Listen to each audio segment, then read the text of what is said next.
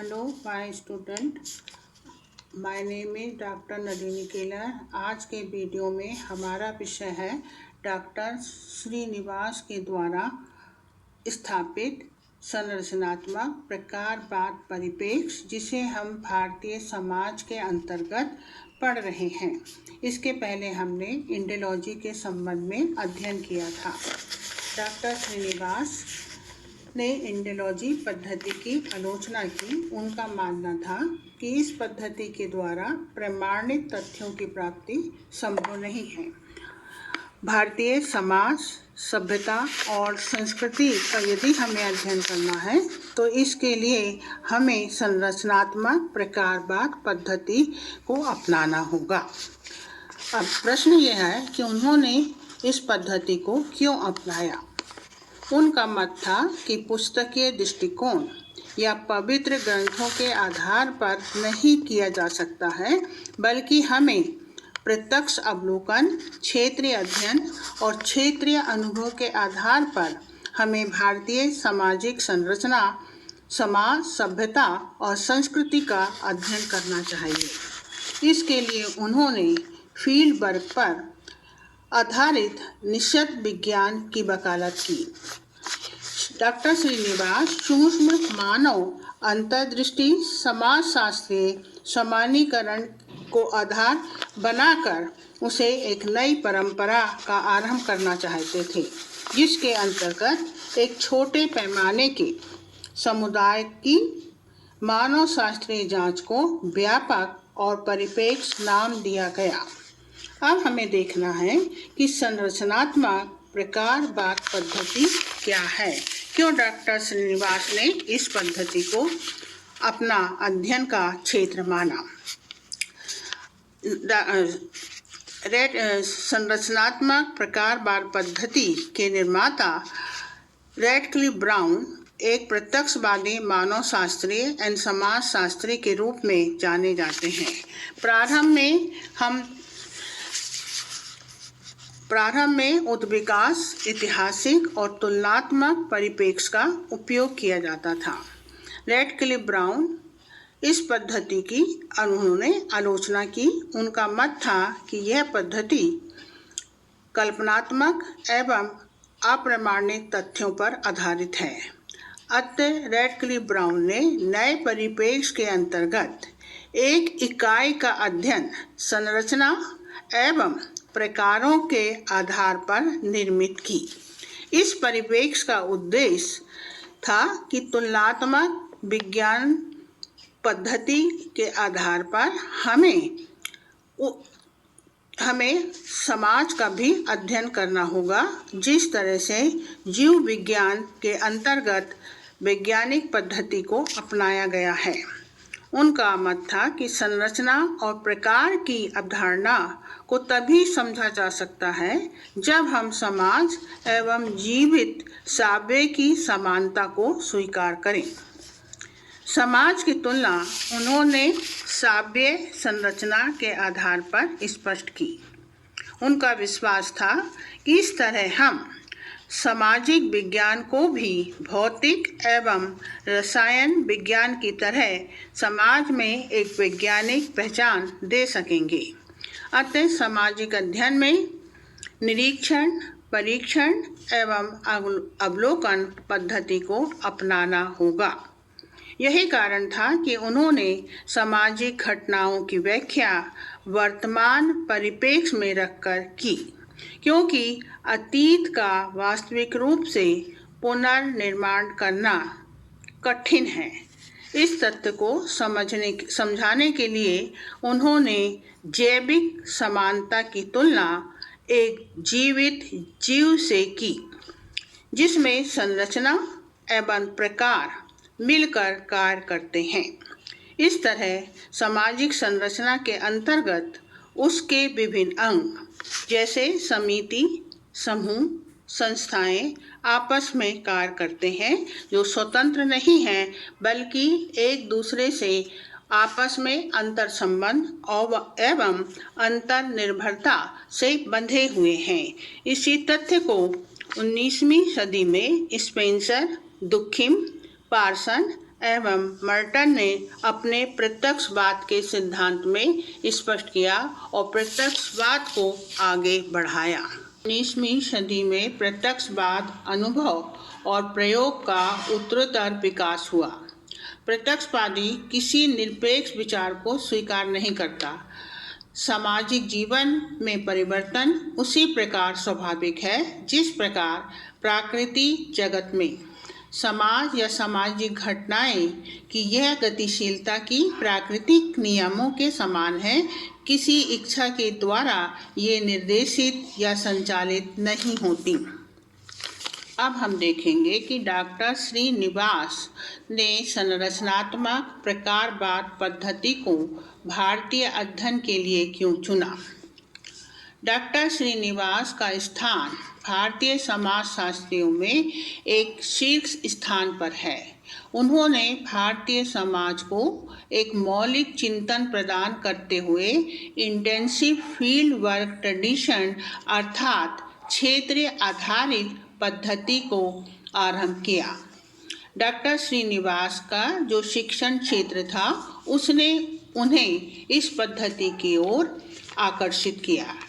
तो हम देखेंगे कि उनका शिक्षा का कार्य किस प्रकार से पूर्ण हुआ।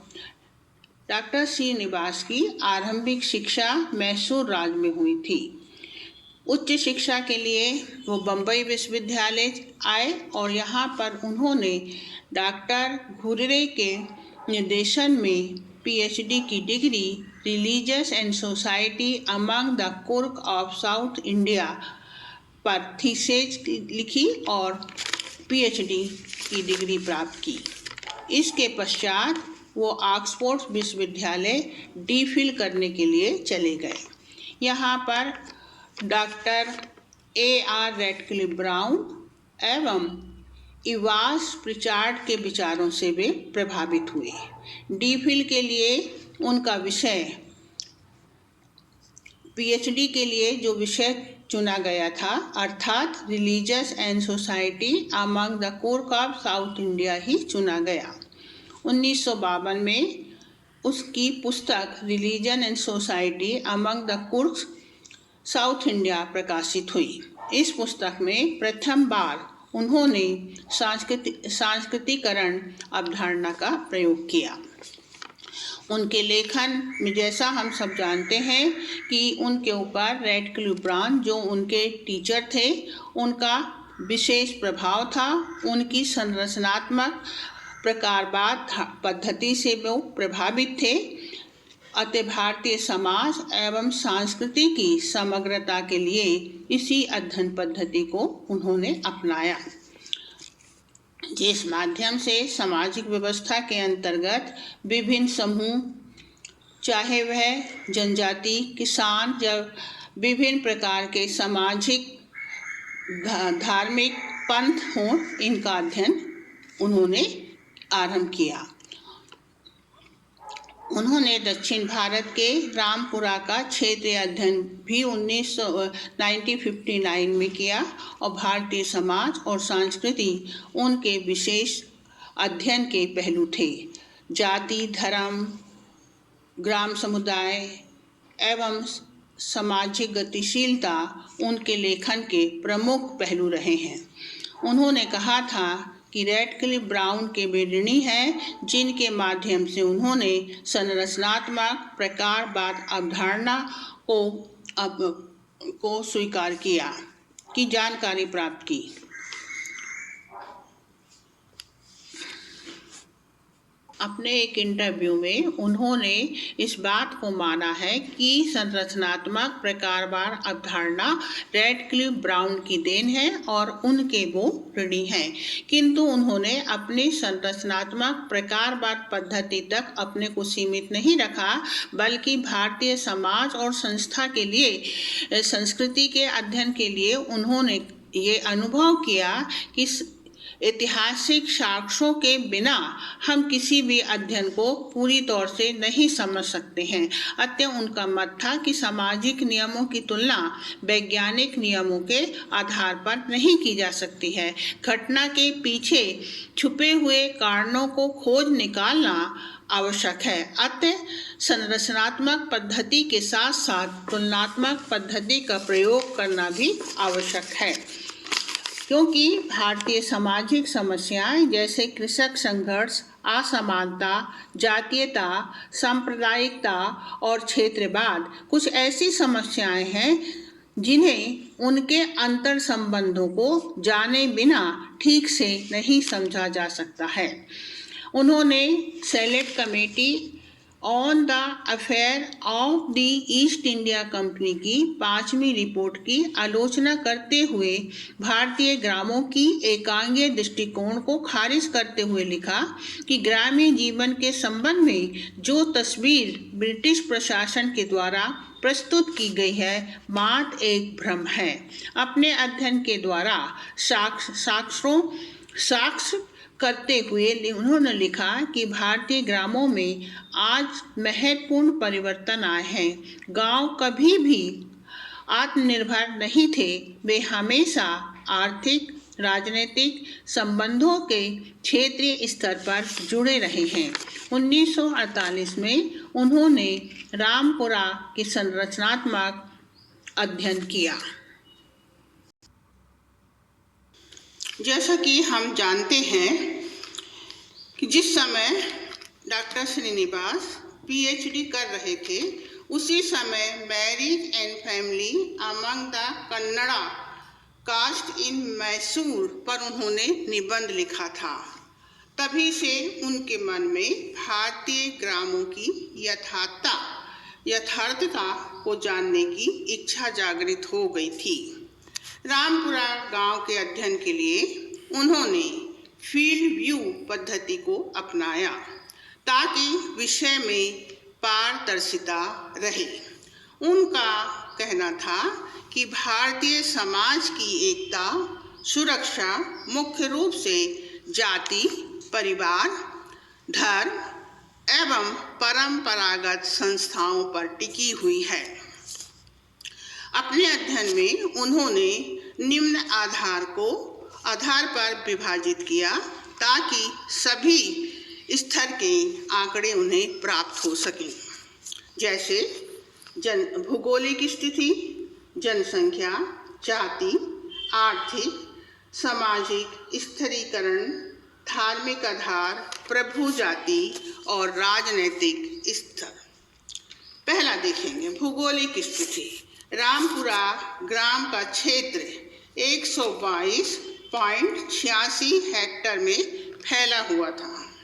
यहाँ वन और पहाड़ी क्षेत्र की बहुतायत थी। कावेरी नदी यहाँ से बहती थी, किंतु सिंचाई की कोई सुविधा नहीं थी।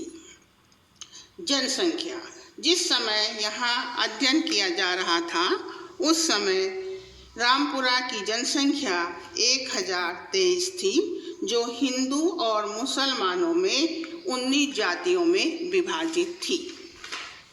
अब हम देखेंगे आर्थिक दशा। आर्थिक क्रिया का आधार कृषि था। यहाँ मुख्य रूप से चावल की खेती होती थी और किसान अपने फसल को आसपास के गांवों में जाकर बेचते थे। ओकालिंगा यहाँ के सबसे बड़े भूस्वामी थे। उनके पास गांव की अधिकांश भूभाग था। दूसरी परंपरागत कार्य।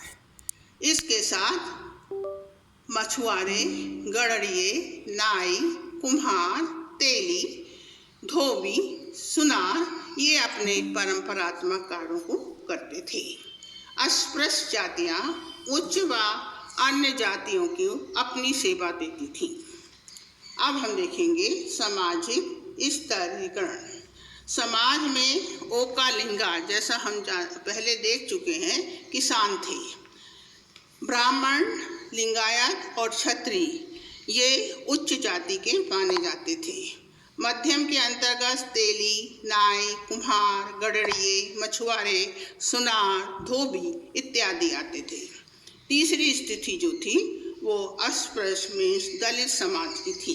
किंतु ध्यान रखने वाली बात यहाँ पर यह भी है कि पदानुक्रमों में जातियों के बीच पारस्परिक निर्भरता रहती थी। यही निर्भरता उनके हितों को साझा करती थी, जिससे उनमें एकजुटता बनी रहती थी।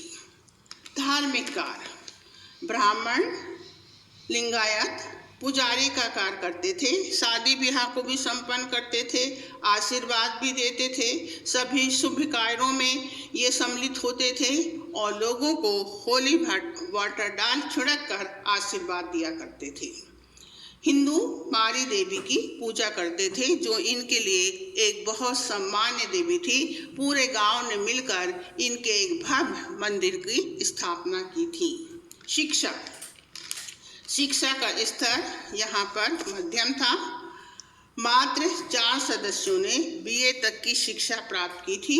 उनमें से 3 नौकरी करते थे और 1 सदस्य वकालत करता था।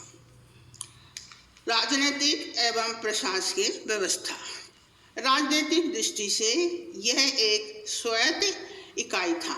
गांव के विवादों का निपटारा प्रभु जाति के वयोवृद्ध व्यक्तियों के द्वारा पूरी होती थी। संख्यात्मक दृष्टि से ओकालिंगा की स्थिति दृढ़ थी। इस कारण शक्ति और राजनीतिक प्रभाव भी उनका अधिक था। प्रभु जाति, यहाँ एक बात ध्यान देने योग्य है जो अध्ययन के दौरान डॉक्टर श्रीनिवास ने स्पष्ट की है। उन्होंने कहा कि प्रभु जाति का अर्थ उच्च या ब्राह्मण से नहीं था। कोई भी जाति प्रभु हो सकती थी यदि आर्थिक, राजनीतिक, शैक्षणिक एवं व्यवसाय व उनका प्रभुत्व हुए, उसी को लोग उसकी सत्ता को स्वीकार करते थे। तो इस तरह हम देखते हैं कि कहा जा सकता है कि डॉक्टर M.N. श्रीनिवास का रामपुरा ग्राम का संरचनात्मक प्रकारवाद परिप्रेक्ष्य ने ग्रामीण भारत की जटिल प्रणाली को समझने का प्रयास किया। यहाँ प्रत्येक का भाग एक विशिष्ट, यहाँ पर प्रत्येक का एक विशिष्ट स्थान होता था। हर व्यक्ति अपने अपने कार्य को पूरा करता था, जो समाज की समग्रता, स्थिरता और सद्भाव में योगदान देता था। डॉक्टर श्रीनिवास भारतीय समाज के अध्ययन के लिए संरचनात्मक कार्यात्मक परिप्रेक्ष्य दृष्टिकोण को अपनाकर सामाजिक व्यवस्था की ओर समाज का ध्यान आकर्षित किया।